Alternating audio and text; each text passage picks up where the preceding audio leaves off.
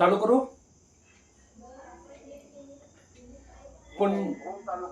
पुंडलिक वरदारी विठ्ठल श्री ज्ञानदेव तुकाराम. गुरुर ब्रह्मा गुरुर्विष्णू गुरुर्देव महेश्वरा सद्गुरु साक्षात परब्रह्म तस्मै श्री सद्गुरुवे नमः.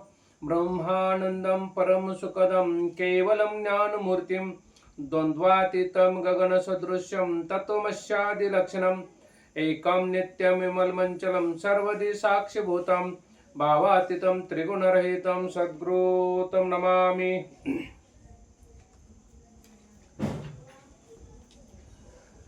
हरिपाठ निरूपण.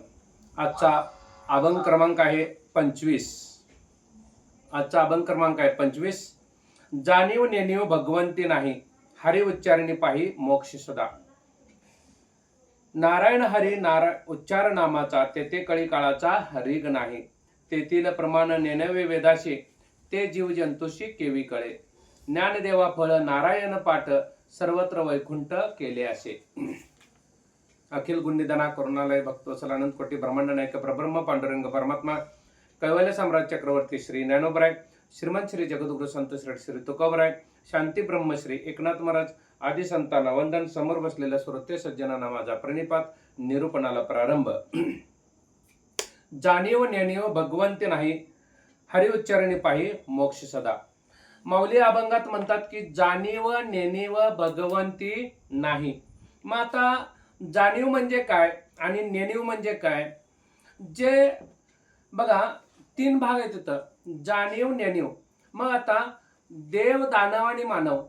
मग सांगितले तर देवाकडे फक्त जाणीव आहे, देवाकडे फक्त जाणीव आहे आणि राक्षसांच्याकडे म्हणजे दानवांच्याकडे फक्त नेणीव आहे.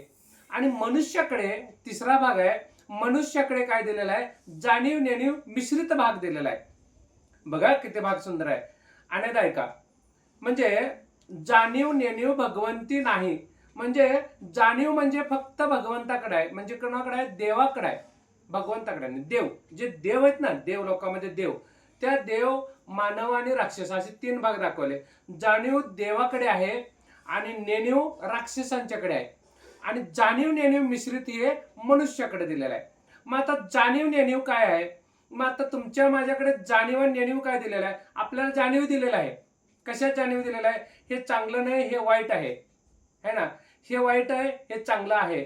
म्हणजे याची आपल्याला जाणीव नेणीव निवाडा करता येते. मग त्या निवाड्यातून आपल्याला काय करता येतं की आपल्याला पुढचं पाऊल ठेवता येतं. मग तसं फक्त देवांच्याकडे काय दिलेलं आहे? फक्त जाणीव दिलेलं आहे. देवांच्याकडेच फक्त जाणीव दिलेलं आहे. मग ते जाणीवेत राहतात. आणि राक्षसांच्याकडे फक्त नेणीव दिलेलं आहे, म्हणून ते नेणीवेतच राहतात. चांगलं वाईट काय त्यांना कळत नाही, म्हणून ते राक्षसी वृत्तीचे आहेत. आपल्यामध्ये पण आतमध्ये तो भाग एकदा येतो की नेणीव काही कळत नाही आहे ना. मागं पण आपण बघितलं ना, म्हणजे आज कितीतरी वय झालं मनुष्याला, तर आज चिमुरडीवर काय काय करायला अत्याचार एवढं करतो ना, त्याच्याकडे नेणीवच आहे. म्हणजे हे राक्षसी गुण आहेत. मग आता राक्षसी गुण का आली? जाणीव, का आली नेणीव, का आली जाणीव नेणीव मिश्रित? मग सांगायचं भाग काय? नेणीव म्हणजे काय तर तमोगुणाचा भाग आहे. आता बघा, जाणीव म्हणजे देव म्हणजे सत्वगुणाचा भाग आहे आणि जाणीव नेणीव म्हणजे मनुष्य म्हणजे रजोगुणाचा भाग आहे आणि नेणीव म्हणजे काय? राक्षसी गुण म्हणजे काय? फक्त तमोगुणाचा भाग आहे. तिथे सगळं 3 मध्ये मोडतं, 3 मध्येच मोडतं बघा. म्हणून जाणीव नेणीव भगवंती नाही. मग भगवंताच्याकडे जाणीव नेणीव का नाही दिलेलं आहे? मग भगवंत म्हणजे कोण? ते परब्रह्म स्वरूप. त्याच्याकडे जाणीव पण नाही, नेणीव पण नाही दिलेलं आहे. देवाकडे जाणीव दिलेलं आहे. मग भगवंताजवळ जाणीव नेणीव काय नाही. म्हणजे तो कसा आहे? उच्च नीच काही नेणे भगवंत, हा इथं भाग दाखवलेला आहे. मग जाणीव नेणीव म्हणजे काय? उच्च नीच. त्याला लहान मोठं काय नाही, त्याच्याकडे हा परका हा आपला असं त्याच्याकडे भाग नाही. नेणीव जाणीव नेणीव भगवंती नाही. भगवंताच्या ठिकाणी काही नाही. उच्च नीच काही नेणे भगवंत. तिष्ठे भक्ती भाव देखून या, दासी पुत्र कन्या विदुराच्या बक्षी, है ना. मग दैत्या घरी रक्षी प्रल्हादाशी. म्हणजे कसं आहे की त्याच्याकडे हा भागच नाही आहे तिथं. हे सगळे भाग आपल्याकडे येतात. देवाकडे येतात, मनुष्याकडे येतात आणि राक्षसाकडे येतात. आता देव या अर्थी कशा अर्थाने म्हणतो मी, जो भगवंत परब्रह्म कार्याला आहे तो भगवंत झाला. मग ज्या वेळेला हे अवतार कार्य म्हणून येतात ना, तिथून हा भगवंताचा भाग लागतो. परब्रह्म वेगळे, भगवंत वेगळा. भगवंत म्हणजे ईश्वर भाव ज्या वेळेला येतो, माया धरून ज्या वेळेला येतो ना, त्यावेळेला त्याला ईश्वर भाव येतो. हा एक वेगळा भाग दाखवला. आणि देव म्हणजे कोण आहे, की जे भक्तीचे न योगे देव निश्चय पावती मानव ऐसा हे अभिप्राव ये ग्रंथी. म्हणजे भक्तीच्यामुळे आपल्याला देव पण होता येते. भक्ती करायला गेलो आणि देवच होऊन गेलो ना, म्हणजे देव पण होता येतं. ते देव त्यांच्याकडे फक्त जाणीव. मग आपल्या आतमध्ये ती पण भाग आहे. आपल्या आतमध्ये देव पण आहे, आपल्या आतमध्ये जाणीव आहे. जाणीव म्हणजे काय, सत्वगुण आहे. मग नेणीव जाणीव दोन्ही पण भाग आहे. रजगुणाचा भाग आहे. आणि फक्त नेणीव आहे तर तमगुणाचा भाग आहे. सगळं आतमध्ये दिलेला आहे. फक्त भगवंताच्याकडे हा भाग दाखवलेला नाही. म्हणून जाणीव नेणीव भगवंती नाही, हरि उच्चारणी पाही मोक्ष सदा म्हणून सांगितलं बघा. हरि उच्चारणी पाही मोक्ष सदा. मग त्या हरीचं नुसतं उच्चारण केल्यानंतर आहे ना, मग तो भगवंत पाहतच आहे. हरी उच्चारण पाहिजे म्हणजे मोक्ष दिलेलाच आहे. बसल्या ठाई मोक्ष आहे. फक्त विश्वासता निरूपणे मोक्ष लागे तक्षणे. निरूपण जे चालू आहे, हे जे आता हरिपाठाचं निरूपण चालू आहे, त्या श्रवणातून मला मोक्षाची प्राप्ती दिलेली आहे. हे श्रवण उत्तम करता आलं पाहिजे. त्या श्रवणातून मला मोक्ष प्राप्त दिलेला आहे. बसल्या ठाई मला मोक्ष आहे. म्हणून निरूपण आहे मोक्ष. म्हणून बसल्या ठाई आपल्याला मोक्ष आहे. फक्त मला ते उत्तम असं घेता आलं पाहिजे. म्हणून देणारा तो माझा माऊली आहे, देणारा माझा तो श्री सद्गुरू आहे, देणारा माझा तो पांडुरंग आहे. म्हणून मला ते श्रवण करता आलं पाहिजे. हरि उच्चारणी पाहिजे मोक्ष सदा. अखंड आपल्याला मोक्ष दिलेला आहे. म्हणून बघा 4 भाग दाखवले. परवा पण ऐकलं आपण. सारखं सारखं ऐकलं की आपल्याला कीर्तनकार प्रवचन करायचं त्यांना हे भाग लक्षात येतात सारखं सारखं ऐकल्यानंतर. बघा बद्ध काय मुक्त आहे, जीवन मुक्त आहे, नित्य मुक्त आहे आणि विधेय मुक्त. 4 भाग दाखवलेत. मुक्त म्हणजे काय, की मुक्तच. आत्ताही मुक्त आहे, नंतरही मुक्त आहे आणि मेल्यानंतरही मुक्त आहे. आणि विधेयी मुक्त म्हणजे काय, विधेयी म्हणजे आपण आत्ता पण आपण श्रवण जर उत्तम करत असलो तर आपण देहात नसून विधेयी होतो. म्हणजे आपल्या पुढून कोणी गेलं तर पण आपल्याला लक्षात येत नाही. याला म्हणायची विधेय अवस्था. म्हणजे विधेय अवस्था म्हणजे काय, उन्मनी अवस्था लागणे. जसं आपण नामस्मरण करताना करतो ना, रामकृष्ण हरी रामकृष्ण हरी रामकृष्ण हरी, त्याचाच होऊन जातो. म्हणजे इतकं नामस्मरणात आपण घडून जातो ना, की देह आहे का नाही लक्षात येत नाही आपल्याला. म्हणजे त्याच्याशी आपण कनेक्ट होतो. त्यावेळेला ती विधेय अवस्था लागते. जीवनमुक्त म्हणजे काय, जीवनानंतर मुक्त. म्हणजे हे माझं होऊ दे, एवढं माझं होऊ दे, एवढं माझं होऊ दे, आहे ना. मग आता एवढं झालं की मला मुक्तता आहे. आणि मी गाडी घेतलं की मला एवढंच काम आहे. मग एवढं पोराला नोकरी लागली की झालं, पुरीचं लग्न झालं की झालं. म्हणजे संसारातलं जे आहे की नाही ते होऊ दे होऊ दे होऊ दे म्हणत असतो. पण संसार कितीही केला तर होत नाही. म्हणजे संसार म्हणजे सवेची स्वार, नाही मरणाशी उदार, मापे लागले शरीर घडीने घडी. संसार म्हणजे स्वारच आहे. जसं घोड्यावर बसलेला असतो ना, तसं आपण संसार म्हणजे स्वार झालेला आहे. आपल्यावरती तो स्वार आहे संसार. आपण संसार करायला दसत नाही, लगेच बघा जातो तिकडं. म्हणून सांगितलं काय, नेणीव जाणीव आणि भगवंती नाही आहे. म्हणून हरि उच्चारणी पाहिजे मोक्ष सदा. अखंड मोक्ष दिलेला आहे. तर कुठला भाग दाखवला, नित्यमुक्त, जीवनमुक्त. हा जीवनमुक्ताचा भाग चाललाय. मग जीवनमुक्त म्हणजे काय, ह्यातून आपल्याला मुक्तता पाहिजे. ह्यातून आपल्याला मुक्त झाल्यानंतर जीवनाचं मुक्त. आणि विधेय मुक्त झालं, नित्यमुक्त. नित्यमुक्त म्हणजे काय, साधूंची भूमिका आहे बघा. मग असलं तरी ठीक, जेवायला आहे तरी ठीक, नाही तर पण ठीक, जे काय असेल ते ठीक. ती आपल्याकडे भूमिका नसते, येतो आपल्याला लगेच भूक लागते, है ना. म्हणजे तेवढी भूमिका यायला आपल्याला अजून भरपूर कष्ट करावे लागणार आहेत. आणि तिथपर्यंत जायला आपल्याला नामस्मरण करायला पाहिजे. साधक या भूमिकेत आपल्याला राहता आलं पाहिजे. म्हणून बद्ध, मुमुक्ष, साधक आणि सिद्ध. म्हणून बद्ध म्हणजे काय, बांधलेला आहे. साधक मुमुक्ष म्हणजे काय, जो मोक्षाची अपेक्षा धरतो तो मुमुक्ष, मुमुक्षू म्हणतात ना. मग मोक्षाची अपेक्षा कोणाला आहे, तुम्हाला आता मोक्षाची अपेक्षा आहे. आपण काय केलो, आता आपल्याला त्या 83,99,999 जीवनामध्ये परत जायचं नाही असं आपल्याला वाटतंय. आपल्याला परत संसारामध्ये अडकायचं नाही असं वाटतंय. त्या भगवंताची भक्ती करावं असं वाटतंय. त्या परब्रह्मात विलीन व्हावं असं वाटतंय. म्हणजे मुमुक्ष झालो आपण. बद्ध म्हणजे बांधलेला. कशाने, संसाराने, मायेनं, गुणाने, तत्वाने, पोराने, बाळाने, येणं तेनं सगळं बांधून ठेवलेलं आहे. येत आहे काय पंढरपूरला, नाही हो आमचं असं आहे, येत आहे का पंढरपूरला, नाही हो माझं तसं आहे, म्हणजे हे बांधलेला आहे तो बद्ध झाला. मुमुक्ष म्हणजे काय की कदा सदा कदा मोकळाच असतो तो मुमुक्ष. आणि मग मुमुक्ष राहता आलं पाहिजे, आणि मुमुक्ष असेल तर मग साधक होतो. चला चला आता जाऊया आपण पंढरपूरला. साधक साधक या भूमिकेत आपण काय करतो, साधना करत जातो. नामस्मरण साधना आहे. तसं बघायला गेलं तर देहच आपला एक साधन आहे.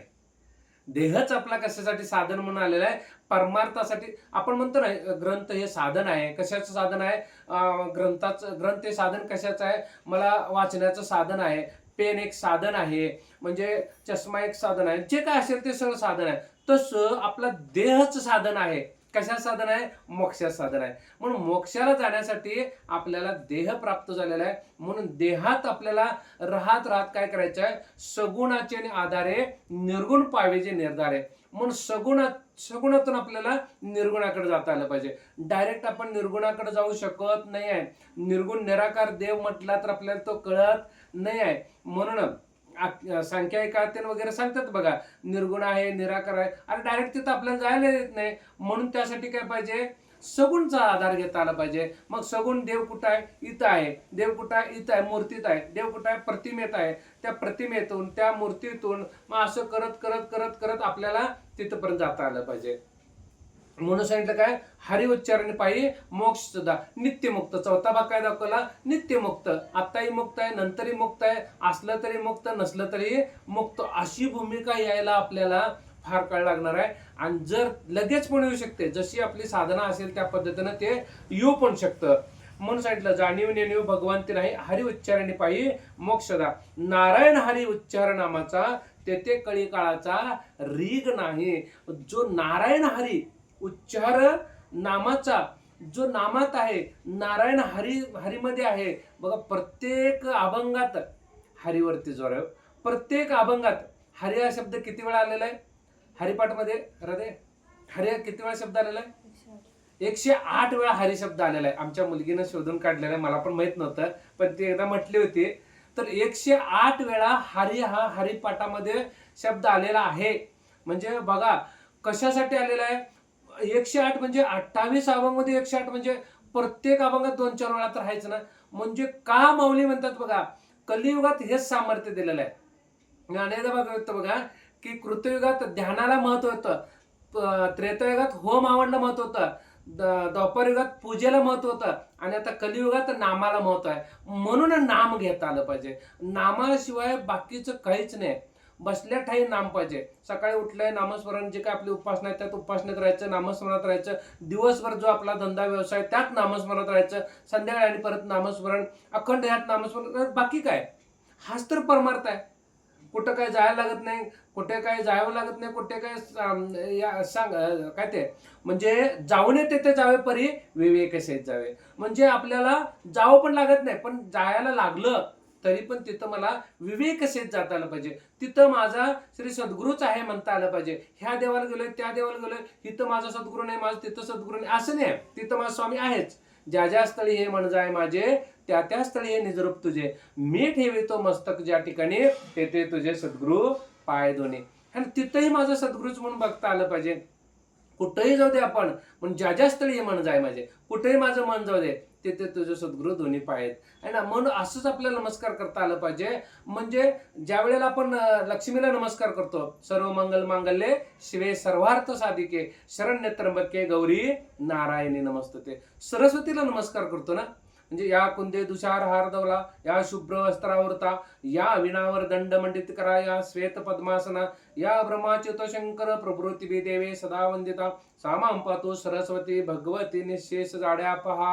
है ना. सरस्वती लक्षात आलं का? सरस्वतीचा अर्थ काय माहिती आहे? सरस्वती, स म्हणजे चांगला, रस वती, वत्ते कुठं? इथं जिभेवरती. सरस्वती नवीन भाग आहे बघा, ऐका नवीन भाग आहे. सरस्वती म्हणजे जी सरस्वती आहे आपल्या जिभेवरती चांगला रस वतली ना तर आपल्याला चांगलं निरूपण करता येतं. म्हणून त्या सरस्वतीचा आशीर्वाद आपल्याला पाहिजे. म्हणून वक्तृत्व गायन चांगलं करायचं असेल तर सरस्वती ती आपल्यावर प्रसन्न व्हायला पाहिजे. आणि ती सरस वतली ना तर आपल्याला उत्तम निरूपण करता येतं, उत्तम कीर्तन करता येतं. फक्त तिचा आशीर्वाद आपल्याला घेता आला पाहिजे. म्हणून मंगलाचरणामध्ये काय दाखवले माहिती काय?